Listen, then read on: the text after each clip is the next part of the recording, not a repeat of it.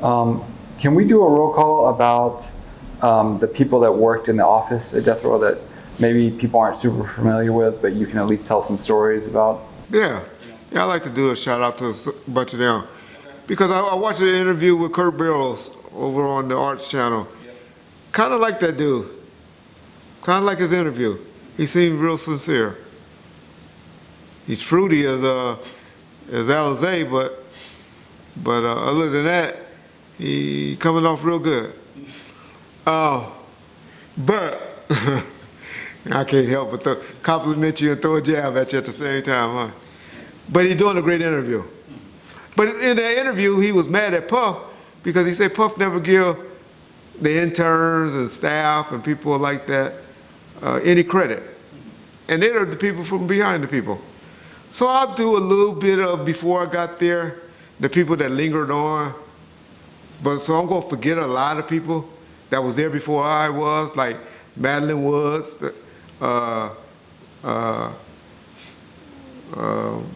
Hank Caldwell, and people like that, Virgil Robertson, I'm not gonna go into them because I wasn't there when they were around. Yeah. But I'll throw out some positions, name some people, Okay. and tell you what they did and who they were. Okay. We'll start off with David Kenner, company attorney. He handled both criminally, and then they eventually went into the entertainment side. He was learning at OJT, on-the-job training. But he did hire a bunch of different lawyers that eventually helped him out and do paperwork, and then he just overseed it and made sure it was right. Because if you're smart, you're smart. I don't care if you're a criminal attorney or security guard or whatever. If you got a business sense, you can do it. If you can know how to read and comprehend. So David Kenner, we'll start off with the attorney. Then Jeff Lowry came on later. I actually brought Jeff Lowry on when Suge went to jail, but he did all the transitional. He was there to help. He's now over Hollywood Records legal department and Disney. And so that'll show you how good of an attorney he is, because he's still in the business and doing well. But he was the transitional attorney that did a lot of work for us. David Chestnut, another attorney. He's out in Vegas. Anything going on big in Vegas, and you got some money, or maybe mafia related, David Chestnut would be your attorney out there. Good dude. Good dude. Yeah, so David Chestnut for attorney. Okay, I'll go to another position now. Suge Knight's personal assistants, who's a big position for them, because they know everything. Because actually, like I said, the young lady Madeline Woods, she was in that position first, as I remember. But when I came around, 94, there was a girl named Kim Brown that was, you had to go through her to get the Suge, through the office, during the business hours. Kim Brown is a good chick. She eventually went and started working at Warner Brothers. It was Kevin Brown assistant. She also worked for Terry Carter when they were doing the heavyweight records. Kim Brown, very respected young lady. She also had an assistant that worked under her because it was so busy during that time. And that was the guy that saved me, made me look good the whole time I was there, by the name of Roy Tesfaye. Roy. Any of the people that artists from Russell Simmons and all of them, when they think about Death Row or getting a hold of Suge, that was Roy. Roy from 94 until he thought Suge was coming home in 2001. Roy was the man. He was the one that you had to go through to get the Suge or to get something done. He never gave you a straight answer. He always like, gotta get back with you. But little Ethiopian dude. But Roy, if anybody can get Roy Tesfaye to talk, which I don't think you can, but Roy has great stories, knows everything about death row. Roy Tesfaye, during the heyday. Yeah. During the heyday. And during my day. But like I said, he left. I'll tell y'all that story. Roy, I'll tell you a story now. Roy overheard me and Shug on the phone. Roy had just got married, because the whole time he was single, and Shug drove him crazy. Called him 2, 3 in the morning, just drive him crazy. Roy heard me and Shug talking, because I was trying to sneak Shug home, not knowing the feds were going to pick him up. Okay. And I remember I called Jimmy Iovine, because they had floor seats at the Lakers. And this is when the Lakers was in the playoffs, or in championship, and they was playing Albert Iverson.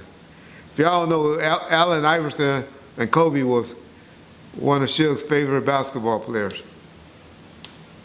And so I was telling Jimmy, hey, Shug coming home, and I want those floor seats, because he had 4 of them. But I want to get those seats for one of the games in the playoffs, because that's what I want everybody to see, Shug Knight's home. And Jimmy was like, all right, I'll see what I can do. Next thing I get a call, you have a call? Sacramento County Jail. Oh shit, who's in Sacramento County Jail? Ooh. Man, Reg, these motherfuckers picked me up from the prison. And, well, wait a minute, let me tell you about Roy first. And, no, I think this is what Roy about, all right, call me directly, Shug, call me from the phone. All right, answer your phone. Man, these motherfuckers picked me up. This was Tammy. And so he called us, and we was all on the phone. So Roy is on the phone, right? And he hears you talking about. And he hears me talking about planning on trying to get Shug home. I walk in the office, because I never didn't come to the office until about 4, 5 o'clock. Because I was always on the phone with his butt, couldn't get dressed. Yeah. And so I come in the office about 3 or 4 o'clock, right? Roy's like, Reggie, I need to talk to you. Red, today's my last day. What? What you mean, Roy, your last day? I said, Red, I just hung around here for you, to help you keep this going. I can't do it. He said, I'm married, I got a newborn. I'm not gonna get terrorized by this dude, I can't do it. I know how he is. And he quit right there. Yeah. And then later on, I got the call that Shug was in county jail, Santa Monica County Jail, Sacramento County Jail. Called up, but man, they trying to pick me up, talking about I gotta go through the feds now for 6 months. So, anyway, Roy quit on me right there. That's when I put Cedric Garland. So Cedric Garland was a guy that worked for Interscope, actually, initially. So Cedric was working over here in radio, doing something like assistant to this guy named Step Johnson I always talk about, big in the radio game. You didn't get music played. Step got everybody music played. He was the machine at promotions and radio for Interscope. I don't know if Step's still working there, but he's the one that Shug gives credit to for getting the Chronic played on the radio. That's how long Step been in the business. And so, anyway,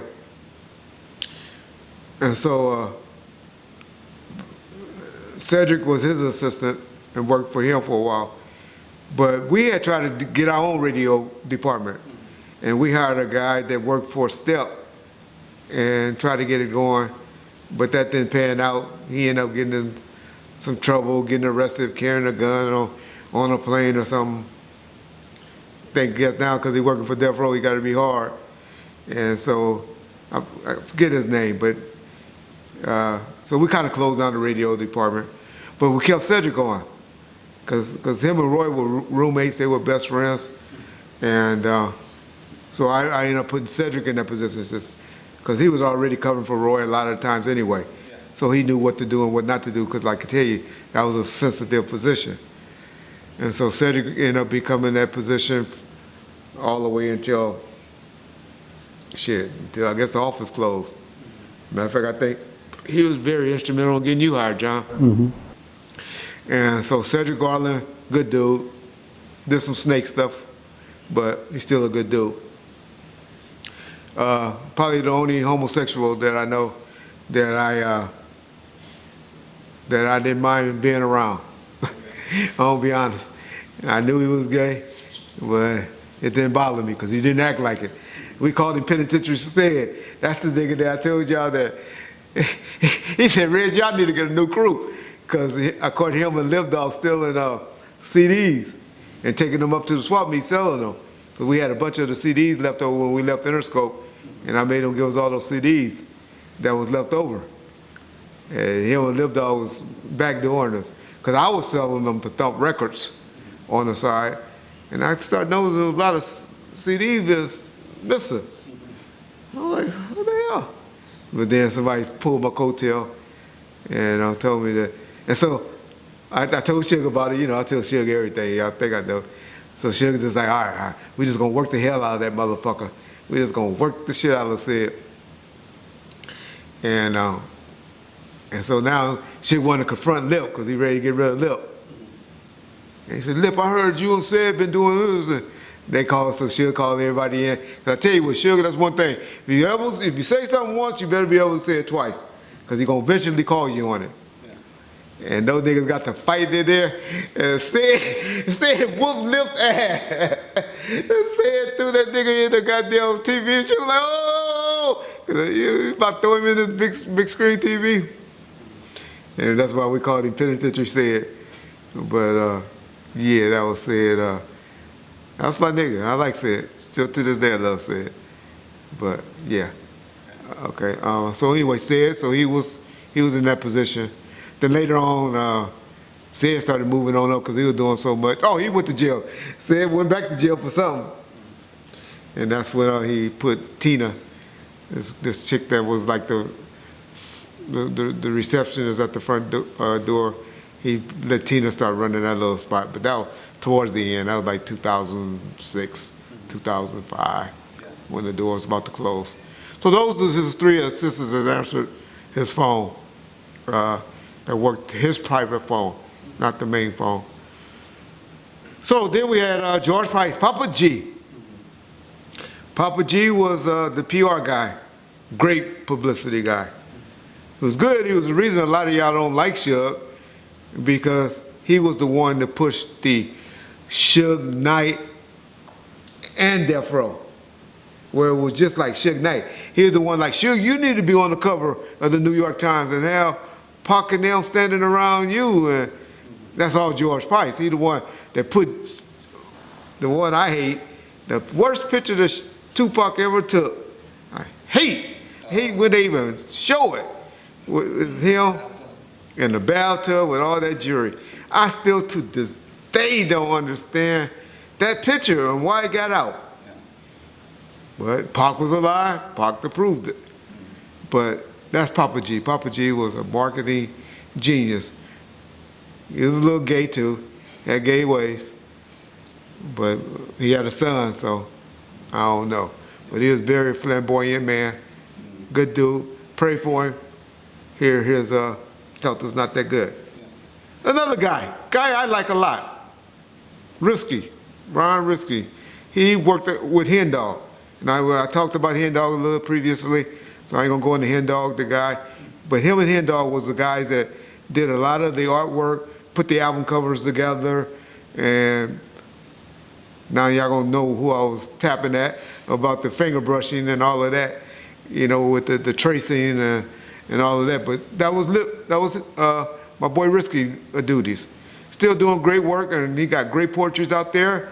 Risky Brent. Y'all go on, or I don't know what his IG is or anything, but I'm his Facebook friend, and he got some hell of a paintings that he got out there. So y'all want to go check it out, go ahead and check out Risky.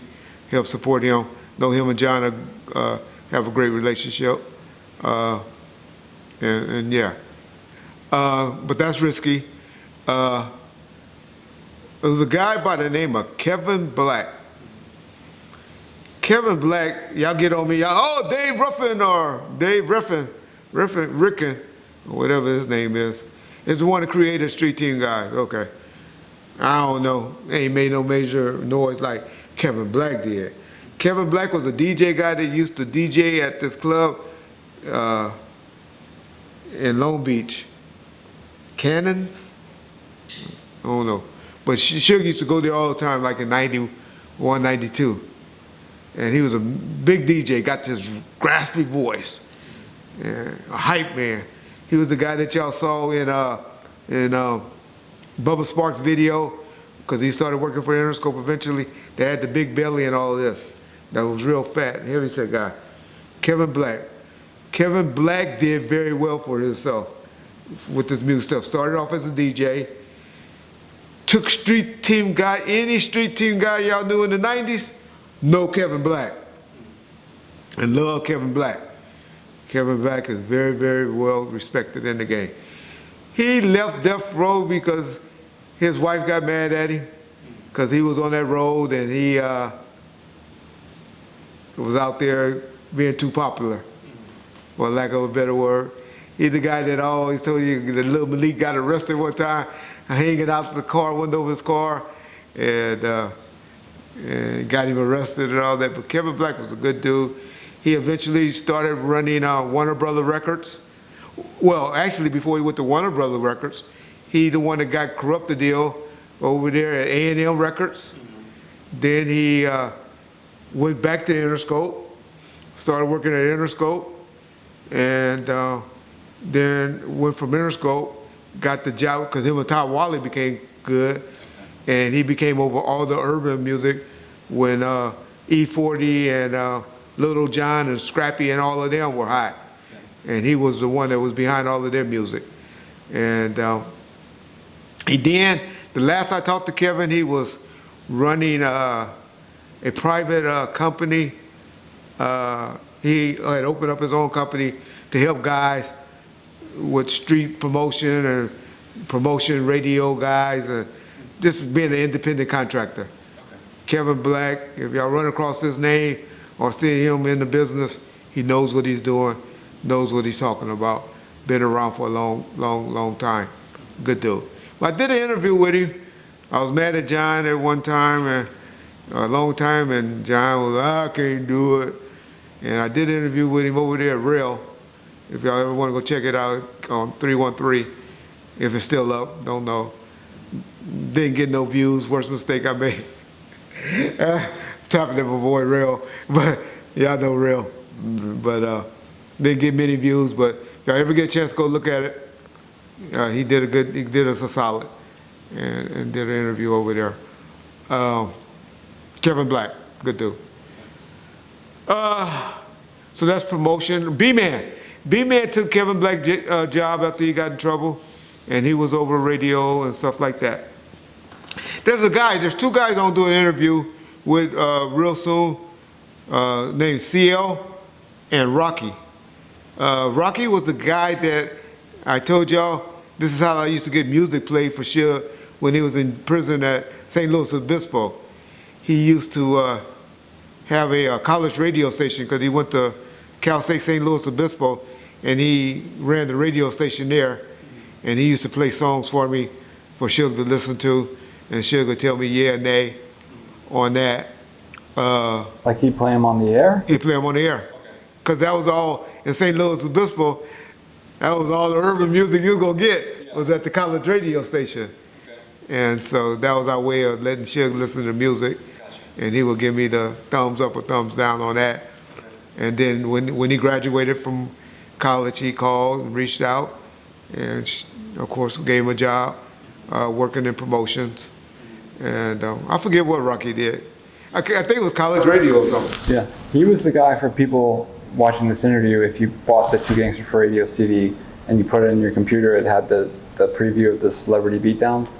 He was the one who kind of introed that before it went into the clip. So, okay. So people may know. We'll try to pull up the clip. Yeah, but Rocky gonna come and do an interview, and then CL is a guy that we're gonna have to do an interview with, and he's cool, and he's committed to doing it with us for the next episodes we do down the line. Him and Rocky gonna bring in. We was gonna talk some Death Row office stories, and But he's the guy that I last remember. Well, somebody told me, Risky or somebody did an interview and said I choked him out and grabbed him by the neck and got rid of him, but I don't remember that at all. So maybe we have him talk about that. But he's the guy that got me when I got mad at Daz and was like, Reg, I got this great idea then, because he was always pushing me to do an animated video. Yeah. And because he's an Asian dude, okay. His name Cheng Lee, and he was like, man, I got this friend that can do this great animated work. And he's the one that made me go ahead and give the green light and convince Shug to do the animated video of Daz. That might sound so crazy, video. And he was very instrumental and ahead of time on doing that. It pissed the hell off of Master P.